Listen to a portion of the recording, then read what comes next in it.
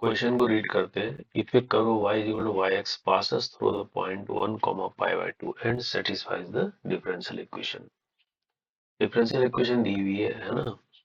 और इसको सेटिस्फाई कर रहा है ये कर्व जो पास हो रहा है 1 और पाई बाय 2 से। फिर फाइनली क्या पूछा है, 8x is equal to the value of cos y, यानी डिफरेंशियल इक्वेशन में से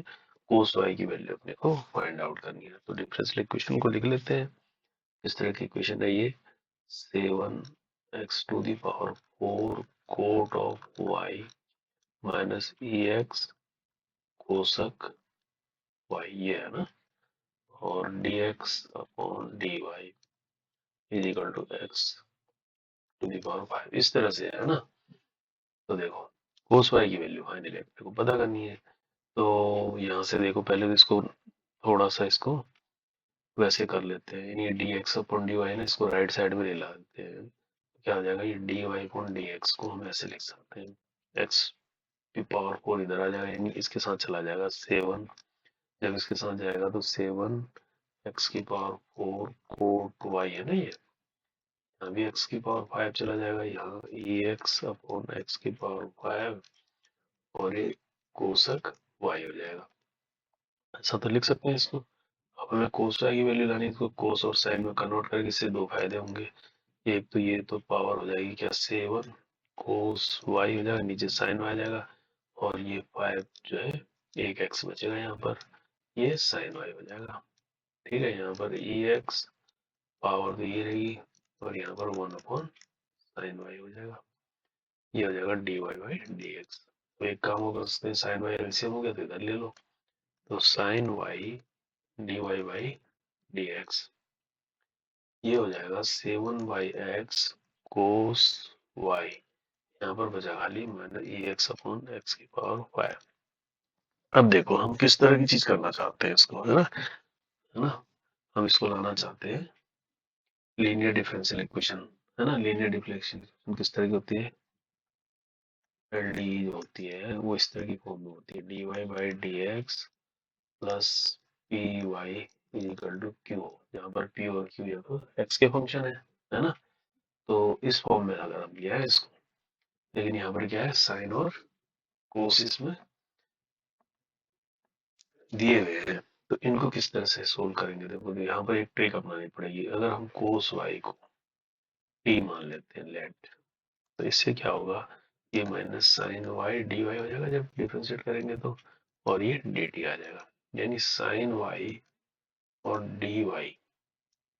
है ना। यहाँ पर तो हम ये काम और कर सकते हैं, यहाँ पर डी वाई के नीचे भी डी एक्स लगा दे और यहाँ पर भी डी एक्स लगा दे, तो हमारे पास जो ये इसका फर्स्ट टर्म है ये वाला, ये मिल जाएगा, यानी sine y d y by d x जो हमारे पास मिल जाएगा वो minus d t by d x हो जाएगा। तो ये वाली जो इक्वेशन है ये ऐसी बन जाएगी, minus d t by d x हो जाएगा ये, और यहाँ पर क्या हो जाएगा, देखो 7 अपॉन एक्स, ये तो हमने टी माना था, और माइनस ए एक्स अपॉन एक्स वाई। अब इसको भी इधर ले लेंगे तो minus d t upon d x, ये भी माइनस हो जाएगा 7 अपॉन एक्स टी, इधर मिल जाएगा माइनस ई की पावर एक्स एक्स वाई। एक स्टेप और जाओ, माइनस माइनस खत्म कर दो, d t upon d x plus 7 upon x into t equal to e की पावर एक्स अपॉन एक्स। तो ये भी डिफरेंशियल इक्वेशन बन गई, एल डी बन गई, लीनियर डिफरेंशियल, लेकिन टी में बन गई, यानी ये ऐसी होगी ना, D t upon d x plus, है ना, इसकी जगह क्या हो गया, पी टी हो गया, ये इक्वल टू क्यू है, जी है, ये दोनों एक्स के फंक्शन है, तो ये हो गया। तो इसका सॉल्यूशन क्या होगा, इसका सॉल्यूशन होगा इंटीग्रेशन फैक्टर, अब हमारा y की जगह क्या होगा, t हो गया, है ना। इसके अंदर क्या आ जाएगा, इंटीग्रेशन फैक्टर इंटू क्यू, ये तो होगा, और x का है ना q, तो dx प्लस c ऐसा होगा। यहाँ पर इंटीग्रेशन फैक्टर क्या बनेगा, इंटीग्रेशन वही रहेगा e की पावर p dx, ऐसा रहेगा। तो इससे कंपेयर करेंगे हम इसको सोल्व करेंगे, इस फॉर्म में लिया है हम, क्योंकि एग्जैक्ट y की फॉर्म में लाना मुश्किल था, साइन और कोस थे हमारे पास, है ना। हम अब इसको कैसे सोल्व करेंगे, यहाँ पर सबसे पहले इंटीग्रेशन फैक्टर लेंगे इसका, है ना, वो क्या निकलेगा, e की power 7 by x d x integration में, तो ये आ जाएगा e की पावर 7 बाहर आएगा, 1 अपॉन एक्स का log x होता है, यानी हम लोग बेस ही मानेंगे इसको, एक्स की पावर 7 हो जाएगा ये जब इसका इंटीग्रेशन होगा। तो ये क्या आ जाएगा अपने आप में, एक्स की पावर 7 आ जाएगा। ये है ना, इसका बेस ही है, तो लोग खत्म, एक्स 7 इंटीग्रेशन में ये आ जाएगा। तो अब इसका जो सोल्यूशन आएगा वो आएगा एक्स की पावर 7 इंटू टी आएगा, और इंटीग्रेशन फैक्टर एक्स पावर 7 और क्यू हमारे पास क्या है, ई एक्स अपॉन एक्स की पावर 5 डी एक्स प्लस सी, ऐसा हो जाएगा। अब टी को हम वापस रख सकते हैं, हमने तो अपने उसके लिए किया था, तो इसमें जो है अब टी रख देंगे, तो एक्स की power 7 into cos of y हो जाएगा ये, और इसके अंदर बचेगा आपका, देखो एक पावर खत्म हो जाएगी, यानी इसके ऊपर बचेगा एक्स स्क्वायर ई एक्स डी एक्स प्लस सी, ऐसा बचेगा। तो यहाँ पर इसको इंटीग्रेट करना है, देखो इसको इंटीग्रेट करेंगे तो यहाँ पर करना आना चाहिए आपको, एक्स स्क्वायर ई एक्स डी एक्स को अगर मैं सोल्व करता हूँ, ये दो पार्ट्स में होगा, कैसे, अब इसमें फर्स्ट उसको मानेंगे जो आगे जाके डिफरेंशिएशन होगा, तो वो छोटा होता चला, यानी हम क्या करें,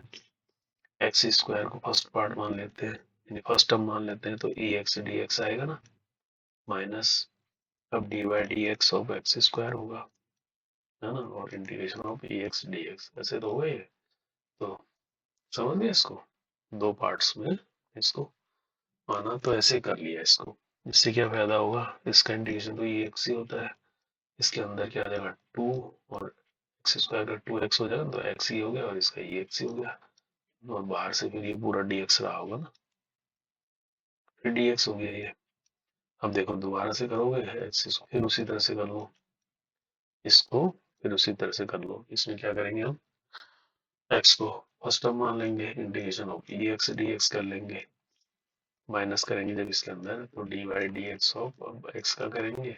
integration of e x d x करेंगे, तो यहाँ क्या आ जाएगा, एक्स स्क्वायर ई, ये क्या है, ई एक्स है,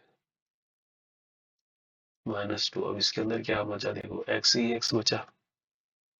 और यहाँ पर इसका तो 1 हो गया, ई एक्स का इंटीग्रेशन, ई एक्स फिर बाहर आया, फिर दोबारा ई एक्स ही हो जाएगा, देख लो करके, है ना। तो अल्टीमेटली यहाँ पर देखो हम ई एक्स को कॉमन भी ले सकते हैं, सब में ई एक्स को कॉमन लेंगे, इसके अंदर आ जाएगा एक्स स्क्वायर, यहाँ -2x आ जाएगा, यहाँ माइनस का प्लस हो जाएगा, +2 ये हो जाएगा, ये समझ गए, ये आया किसका, इसका, तो इसको यहाँ रख देंगे, यानी एक्स की power 7 cos of y, finally हमारे पास निकल रहा है ये e x x square -2x plus 2, अब प्लस सी है, अब एक इस तरह से कर्व बन गया ये फंक्शन वाई में, है ना। तो इसके लिए ये कह रहा है किससे जा रहा है, 1 और π/2 से, यानी 1 और π/2 इसको सेटिस्फाई कर रहा है, इसका मतलब है x इक्वल टू 1 पर y कितना है, π/2 है, ये तो है इसका मतलब, 8x इक्वल टू y क्या है, π/2 हो गया। तो जब इसमें रखेंगे तो ये तो क्या हो जाएगा 1, यानी x की पावर 7 हो गया ना ये, 1 की पावर 7 इंटू कोस वाई हो गया π/2 इक्वल टू e की पावर 1, इसके अंदर भी 1 रखेंगे, 1 -2 +2 प्लस सी, ऐसा आएगा ये 0 हो जाता है, कोस π/2 0 होगा, है ना, कोस 90 0 होता है, यहाँ क्या बचेगा, 2 से 2 कैंसिल, यानी e प्लस सी बचा, तो c इक्वल टू आ गया -e, ये आ गई c की वैल्यू। तो दोबारा से जब c मिल गया हमको, हमारा इक्वेशन क्या बना, x⁻7 cos of y is equal to e की power x square -2x plus 2, और ये हो गया -e। अब हमसे कोस वाई की वैल्यू पूछी है, कब, जब x कितना रखो, कह रहा है ये कितने पर कोस वाई पता करना है, 8x इज इक्वल टू 2 पर, यानी 8x इज इक्वल टू 2 पर कोस वाई पता करना है, तो यहाँ पर 2 की पावर 7 कोस वाई हमको निकालना है, तो e की पावर 2, यहाँ पर 2 2 जा 4, यहाँ पर भी 4, यहाँ +2, यहाँ -e, तो ये तो हो जाएगा, देखो 4 से 4 कैंसिल हो गया, 2e² -e तो इधर आ गया, और 2 की पावर से होता है 128 इंटू कोस ऑफ वाई, तो कोस वाई निकल गया आपका।